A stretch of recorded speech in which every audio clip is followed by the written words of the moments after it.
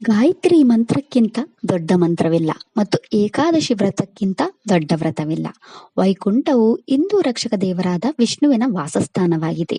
ವೈಷ್ಣವರು ವಿಷ್ಣುವಿನ ಪಾದಗಳನ್ನು ವಿಷ್ಣು ಪಾದ ಅಥವಾ ಪರಮಪಾದ ಎಂದು ಪರಿಗಣಿಸುತ್ತಾರೆ, ಏಕೆಂದರೆ ಇದು ವಿಷ್ಣು ಮತ್ತು ಅವನ ಭಕ್ತರು ಶುದ್ಧ ಸತ್ವ ಅಥವಾ ಶುದ್ಧತೆ ಮತ್ತು ಒಳ್ಳೆಯತನದ ಪರಮೋಚ್ಚ ಸ್ಥಿತಿಯಲ್ಲಿ ನೆಲೆಸುವ ವೈಕುಂಠವೆಂದು ಪರಿಗಣಿಸಲಾಗಿದೆ. ಪವಿತ್ರ ವೈಕುಂಠ ದ್ವಾರವು ತಿರುಮಲ ದೇವಸ್ಥಾನದಲ್ಲಿ ಪಕ್ಕದಲ್ಲಿರುವ ವಿಶೇಷ ದ್ವಾರವಾಗಿದೆ. ಈ ದ್ವಾರವನ್ನು ವೈಕುಂಠ ಏಕಾದಶಿಯ ಶುಭ ದಿನದಂದು ಮಾತ್ರ ತೆರೆಯಲಾಗುತ್ತದೆ. ಭಕ್ತರು ಹಾದು ಹೋಗಲು ಮತ್ತು ವಿಶೇಷ ಆಶೀರ್ವಾದವನ್ನು ಪಡೆಯುತ್ತಾರೆ. ದೇವಾಲಯದ ಆಚರಣೆಗಳು ಮತ್ತು ಸಂಪ್ರದಾಯಗಳು ವೈಕುಂಠ ಏಕಾದಶಿಯನ್ನು ಭಕ್ತರಿಗೆ ನಿಜವಾಗಿಯೂ ಮರೆಯಲಾಗದ ಅನುಭವವನ್ನಾಗಿ ಮಾಡುತ್ತದೆ. ಈ ಅಪೂರ್ವ ಆಚರಣೆಯಲ್ಲಿ ಪಾಲ್ಗೊಳ್ಳಲು ದೂರ ದೂರುಗಳಿಂದ ಭಕ್ತರು ಆಗಮಿಸುತ್ತಾರೆ. ನಮ್ಮೆಲ್ಲರ ಮನಸ್ಸಿನಲ್ಲಿ ಮೂಡುವ ಒಂದು ಪ್ರಶ್ನೆ ಎಂದರೆ, ಈ ವೈಕುಂಠ ದ್ವಾರದಲ್ಲಿ ನಡೆಯುವ ಮೂಲಕ ನಾವು ನಿಜವಾಗಿಯೂ ಮೋಕ್ಷವನ್ನು ಪಡೆಯುತ್ತೇವೆಯಾ? ವೈಕುಂಠದಲ್ಲಿ ಏನಿದೆ? ವೈಕುಂಠವನ್ನು ತಲುಪುವುದು ಹೇಗೆ? ಈ ಎಲ್ಲ ಪ್ರಶ್ನೆಗಳಿಗೆ ಉತ್ತರವನ್ನು ತಿಳಿಯಲು ಈ ಸಂಪೂರ್ಣ ವಿಡಿಯೋವನ್ನು ನೋಡಿ. ವೈಕುಂಠ ದ್ವಾರ ದರ್ಶನವು ವಿಷ್ಣು ಭಕ್ತರಿಗೆ ಅಪಾರ ಆಧ್ಯಾತ್ಮಿಕ ಪ್ರಾಮುಖ್ಯತೆಯನ್ನು ಹೊಂದಿದೆ. ವೈಕುಂಠ ದ್ವಾರದ ಮೂಲಕ ಪ್ರವೇಶಿಸುವುದರಿಂದ ಭಗವಾನ್ ವಿಷ್ಣುವಿನ ಸ್ವರ್ಗೀಯ ದ್ವಾರವು ಆಧ್ಯಾತ್ಮಿಕ ವಿಮೋಚನೆ ಮತ್ತು ಆಶೀರ್ವಾದದ ಬಾಗಿಲು ತೆರೆಯುತ್ತದೆ ಎಂದು ನಂಬಲಾಗಿದೆ. ಭಕ್ತರಿಗೆ ಭಗವಂತನೊಂದಿಗಿನ ಈ ದೈವಿಕ ಸಂಪರ್ಕವನ್ನು ಅನುಭವಿಸಲು ಅಪರೂಪದ ಮತ್ತು ಪವಿತ್ರ ಅವಕಾಶವನ್ನು ಒದಗಿಸಲು ತಿರುಮಲದಲ್ಲಿ ವೈಕುಂಠ ದ್ವಾರವನ್ನು 10 ದಿನಗಳವರೆಗೆ ತೆರೆಯಲಾಗುತ್ತದೆ.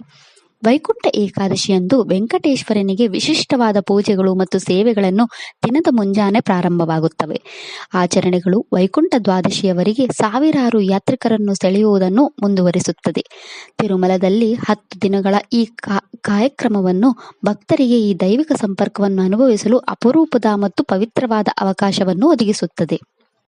ಪದ್ಮಪುರಾಣದ ಪ್ರಕಾರ ಒಮ್ಮೆ ಭಗವಾನ್ ವಿಷ್ಣುವು ಮುರ ಎಂಬ ರಾಕ್ಷಸನೊಂದಿಗೆ ದೊಡ್ಡ ಯುದ್ಧವನ್ನು ಮಾಡಿದನು. ಯುದ್ಧವು ಹಲವು ವರ್ಷಗಳನ್ನು ತೆಗೆದುಕೊಂಡಿತು. ಸುದೀರ್ಘವಾದ ಯುದ್ಧವು ತನ್ನ ಶತ್ರುವನ್ನು ಸೋಲಿಸಲು ಹೊಸ ತಂತ್ರ ಅಥವಾ ಆಯುಧದ ಅಗತ್ಯವಿದೆ ಎಂದು ಭಗವಾನ್ ವಿಷ್ಣುವು ಅರಿತುಕೊಂಡನು. ಅವನು ಸ್ವಲ್ಪ ಸಮಯದವರೆಗೆ ಗುಹೆಯಲ್ಲಿ ವಿರಾಮ ತೆಗೆದುಕೊಂಡನು. ಆ ಸಮಯದಲ್ಲಿ ರಾಕ್ಷಸನು ಅವನ ಮೇಲೆ ಆಕ್ರಮಣ ಮಾಡಲು ಪ್ರಯತ್ನಿಸಿದನು. ಭಗವಾನ್ ವಿಷ್ಣುವಿನಿಂದ ದಿವ್ಯ ದೇವತೆಯು ಹೊರಹೊಮ್ಮಿದಳು ಮತ್ತು ಮುರ ಎಂಬ ರಾಕ್ಷಸನನ್ನು ಒಂದೇ ನೋಟದಲ್ಲಿ ಕೊಂದಳು. ವಿಷ್ಣುವಿನಿಂದ ಹೊರಹೊಮ್ಮಿದ ದೇವಿಯು ದೇವಿ ಏಕಾದಶಿಯಾದಳು. ಭಗವಾನ್ ವಿಷ್ಣುವು ಆಕೆಗೆ ವರವನ್ನು ನೀಡಿದನು. ಪ್ರತಿ ಶುಕ್ಲ ಪಕ್ಷ ಮತ್ತು ಕೃಷ್ಣ ಪಕ್ಷದಲ್ಲಿ ಏಕಾದಶಿ ವ್ರತ ಎಂಬ ಅವಳ ಹೆಸರಿನಿಂದ ಪೂಜಿಸಲ್ಪಡುತ್ತೇನೆ ಎಂದು ಹೇಳಿದನು. ದೇವಿ ಏಕಾದಶಿಯು ತನ್ನ ಏಕಾದಶಿ ಉಪವಾಸವನ್ನು ಆಚರಿಸುವ ಯಾವುದೇ ಭಕ್ತನಿಗೆ ಭಗವಂತ ತನ್ನ ವೈಕುಂಠ ದ್ವಾರವನ್ನು ತೆರೆಯಲಿ ಎಂದು ಹಾರೈಸಿದಳು. ಇನ್ನೊಂದು ಕಥೆಯ ಪ್ರಕಾರ, ಸೃಷ್ಟಿಯ ಸಮಯದಲ್ಲಿ ವಿಷ್ಣುವು ಆಳವಾದ ಯೋಗ ನಿದ್ರೆಯಲ್ಲಿದ್ದನು. ವಿಷ್ಣುವಿನ ಕಿವಿಯಿಂದ ಮಧು ಮತ್ತು ಕೈಟಭ ಎಂಬ 2 ರಾಕ್ಷಸರು ಹೊರಬಂದರು. ಈ 2 ರಾಕ್ಷಸರು ರಜಸ ಮತ್ತು ತಾಮಸ ಗುಣವನ್ನು ಪ್ರತಿನಿಧಿಸುತ್ತಾರೆ. ಇದರ ನಂತರ ವಿಷ್ಣುವಿನ ಹೊಕ್ಕುಳಿನಿಂದ ಕಮಲವು ಹುಟ್ಟಿಕೊಂಡಿತು ಮತ್ತು ಅದರಿಂದ ಭಗವಾನ್ ಬ್ರಹ್ಮನು ಕಾಣಿಸಿಕೊಂಡನು. ಭಗವಂತ ಬ್ರಹ್ಮ ವೇದಗಳನ್ನು ಹಿಡಿದಿದ್ದನು. ಇದನ್ನು ನೋಡಿದ 2 ರಾಕ್ಷಸರು ಬ್ರಹ್ಮನಿಂದ ವೇದಗಳನ್ನು ತೆಗೆದುಕೊಂಡು ಪಾತಾಳದಲ್ಲಿ ಅಡಗಿಕೊಂಡರು. ಭಗವಾನ್ ವಿಷ್ಣುವು ಎಚ್ಚರವಾದಾಗ ಬ್ರಹ್ಮದೇವರು 2 ರಾಕ್ಷಸರು ವೇದಗಳನ್ನು ತೆಗೆದುಕೊಂಡು ಹೋಗಿರೋ ಬಗ್ಗೆ ತಿಳಿಸಿದರು. ಅಷ್ಟರಲ್ಲಿ 2 ರಾಕ್ಷಸರು ದುರ್ಗಾದೇವಿಯನ್ನು ಮೆಚ್ಚಿಸಲು ಮಹಾ ತಪಸ್ಸನ್ನು ಮಾಡಿದರು. ದೇವಿ ದುರ್ಗೆಯು ಅವರ ಮುಂದೆ ಕಾಣಿಸಿಕೊಂಡಳು. ಅವರು ತಮ್ಮ ಇಚ್ಛೆಯಂತೆ ಮಾತ್ರ ಕೊಲ್ಲಲ್ಪಡುವ ವರವನ್ನು ಕೇಳಿದರು. ದೇವಿ ದುರ್ಗೆಯು ಅವರ ಇಚ್ಛೆಯಂತೆ ವರವನ್ನು ಕೊಟ್ಟಳು. ನಾರಾಯಣನಂತೆಯೇ ಕಾಣುತ್ತಿದ್ದ 2 ರಾಕ್ಷಸರನ್ನು ನೋಡಿದ ವಿಷ್ಣುವು ತುಂಬಾ ಆಶ್ಚರ್ಯಗೊಂಡನು. ಅದನ್ನು ನೋಡಿದ ವಿಷ್ಣು ಸಂತಸಗೊಂಡು ಅವರನ್ನು ಯಾವ ದೇವರವನ್ನು ಕೇಳಲು ಕೇಳಿದನು. 2 ರಾಕ್ಷಸರು ಅವನನ್ನು ನೋಡಿ ನಕ್ಕರು ಮತ್ತು ನಮಗೆ ವರವನ್ನು ಕೇಳು ಎಂದು ಹೇಳಿದರು. ಅವರು ಕೇಳುವ ಯಾವುದನ್ನಾದರೂ ನೀಡಬಹುದು ಎಂದು 2 ತಮ್ಮನ್ನು ತಾವು ಉತ್ತೇಜಿಸಲು ಪ್ರಾರಂಭಿಸಿದರು. ಭಗವಾನ್ ವಿಷ್ಣುವು ಅವರ ಜೀವವನ್ನು ಕೇಳಿದನು. 2 ರಾಕ್ಷಸರು ಅದನ್ನು ಒಪ್ಪಿಕೊಂಡರು ಮತ್ತು ವಿಷ್ಣುವಿಗೆ ಶರಣಾದರು. ಆದರೆ ಮರಣದ ಮೊದಲು ಅವರು ವೈಕುಂಠದ ದರ್ಶನವನ್ನು ಹೊಂದಲು ಬಯಸಿದರು. ಅವರ ಆಸೆಯನ್ನು ಪೂರೈಸಿದ ವಿಷ್ಣು ಈ 2 ಅಸುರರಿಗೆ ವಿರುದ್ಧವಾಗಿದ್ದರೂ ವೈಕುಂಠದ ಉತ್ತರ ದ್ವಾರವನ್ನು ತೆರೆದನು. 2 ಅಸುರರು ವೈಕುಂಠದ ದರ್ಶನವನ್ನು ಹೊಂದಿದರು ಮತ್ತು ವಿಷ್ಣುವಿನ ಕಥೆಯನ್ನು ಕೇಳುವ ಮತ್ತು ವೈಕುಂಠ ದ್ವಾರ ಎಂಬ ಬಾಗಿಲಿನಿಂದ ಹೊರಬರುವ ವಿಷ್ಣುವಿನ ಚಿತ್ರವನ್ನು ನೋಡುವವರು ವೈಕುಂಠವನ್ನು ತಲುಪುವವರನ್ನು ಕೇಳಿದರು. ವೈಕುಂಠವನ್ನು ತಲುಪುವ ವರವನ್ನು ಕೇಳಿದರು. ಈ ರೀತಿಯಾಗಿ ವೈಕುಂಠ ಏಕಾದಶಿ ಅಸ್ತಿತ್ವಕ್ಕೆ ಬಂದಿತು. ಈ ದಿನವೇ ವಿಷ್ಣುವು ಈ ರಾಕ್ಷಸರಿಗೆ ಬಾಗಿಲನ್ನು ತೆರೆದಿದನು.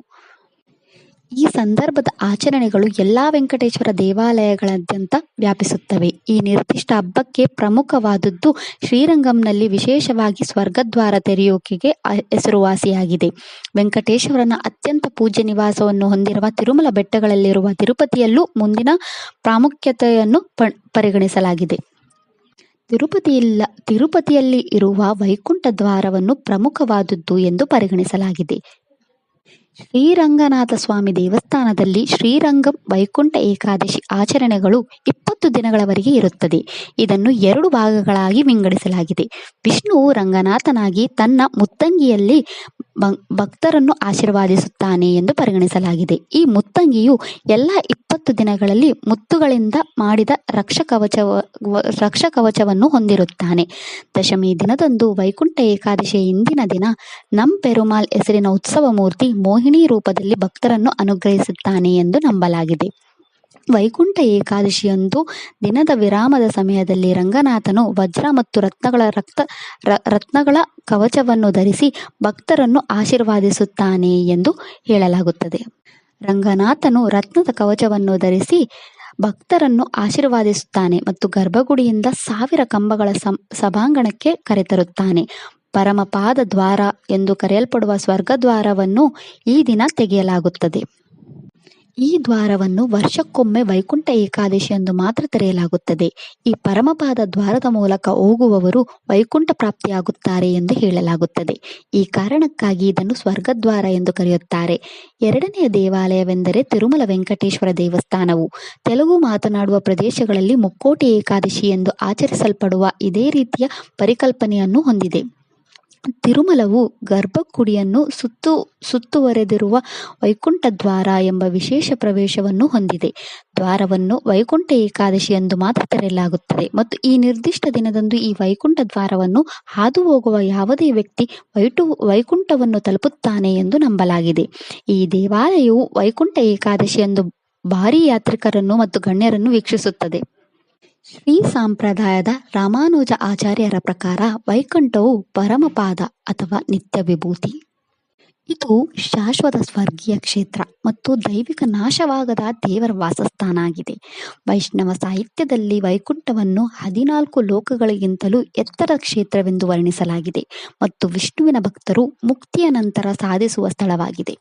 ವೈಕುಂಠವು ಅವಳಿ ದ್ವಾರಪಾಲಕರಾದ ಜಯ ಮತ್ತು ವಿಜಯರ ಕಾವಲುಗಾರರಾಗಿದ್ದಾರೆ. ವೈಕುಂಠದಲ್ಲಿ ನೆಲೆಸಿರುವ ವಿಷ್ಣುವಿನ ಸೇನೆಯು ವಿಶ್ವಕ್ಸೇನನ ನೇತೃತ್ವದಲ್ಲಿದೆ. ವೈಕುಂಠದ ಗ್ರಹಗಳು ಚಿನ್ನದ ಅರಮನೆಗಳು ಮತ್ತು ಪರಿಮಳಯುಕ್ತ ಹಣ್ಣುಗಳು ಮತ್ತು ಹೂವುಗಳನ್ನು ಬೆಳೆಯುವ ನೆತ್ತೆಯಿಡಿರುವ ಉದ್ಯಾನವನಗಳಿಂದ ತುಂಬಿದೆ ಎಂದು ಹೇಳಲಾಗುತ್ತದೆ.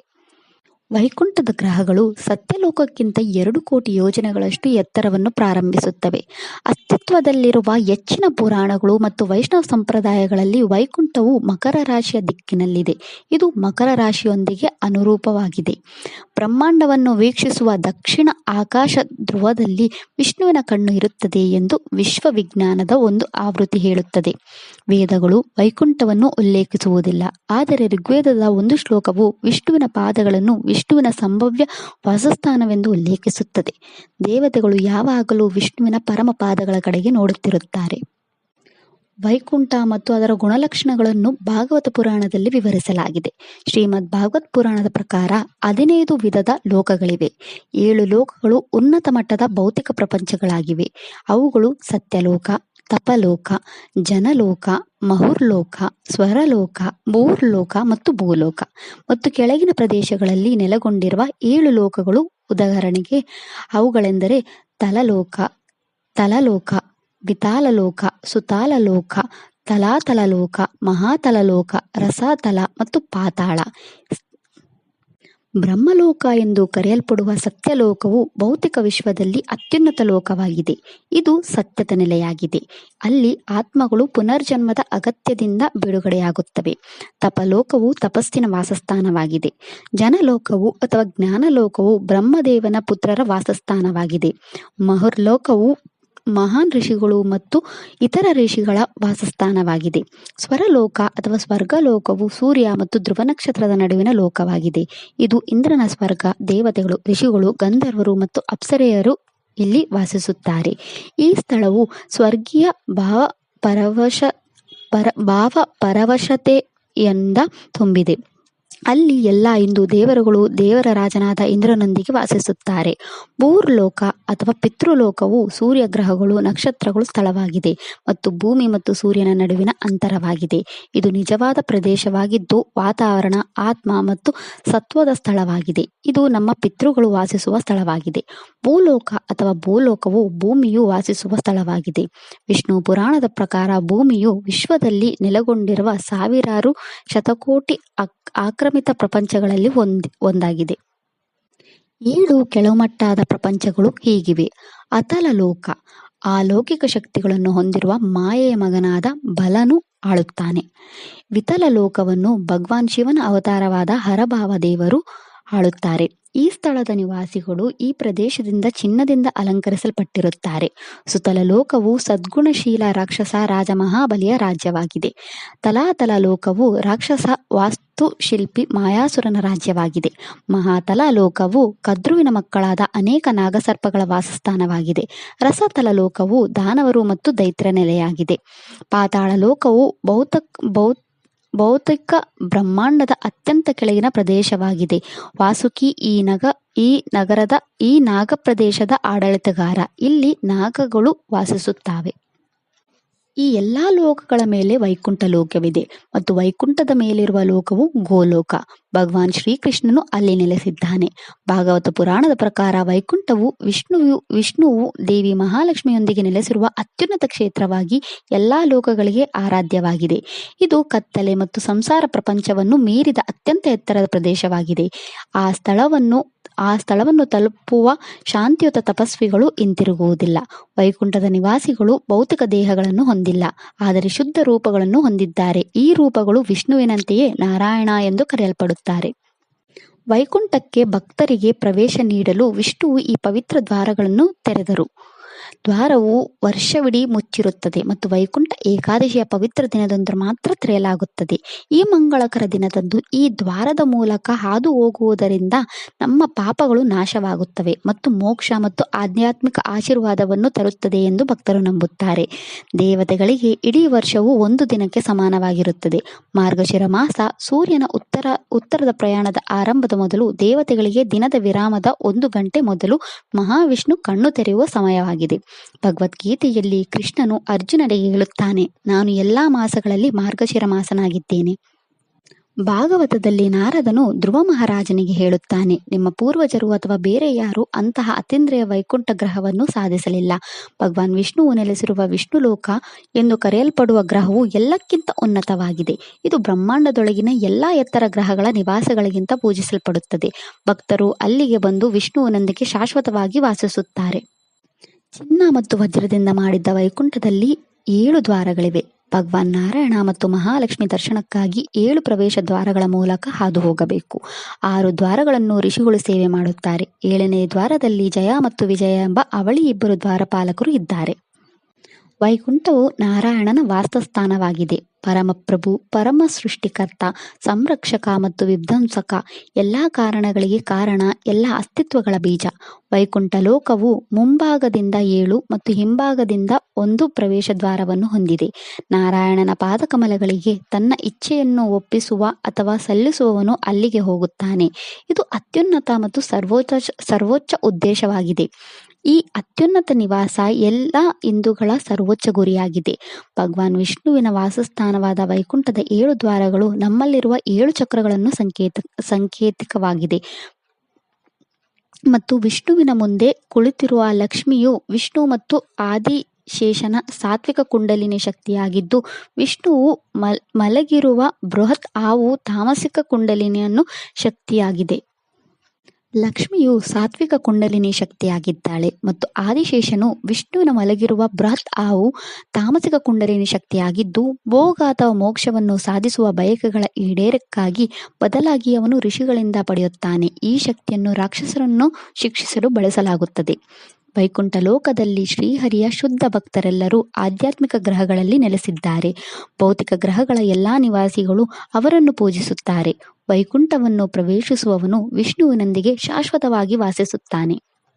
ಇದಿಷ್ಟು ವೈಕುಂಠ ದ್ವಾರದ ಬಗ್ಗೆ. ಓಂ ನಮೋ ನಾರಾಯಣಾಯ. ಈ ವಿಡಿಯೋ ಇಷ್ಟ ಆದರೆ ಲೈಕ್ ಮಾಡಿ, ಶೇರ್ ಮಾಡಿ ಮತ್ತು ಚಾನೆಲ್ ಸಪೋರ್ಟ್ ಮಾಡೋಕೆ ಸಬ್ಸ್ಕ್ರೈಬ್ ಮಾಡಿ. ಧನ್ಯವಾದಗಳು.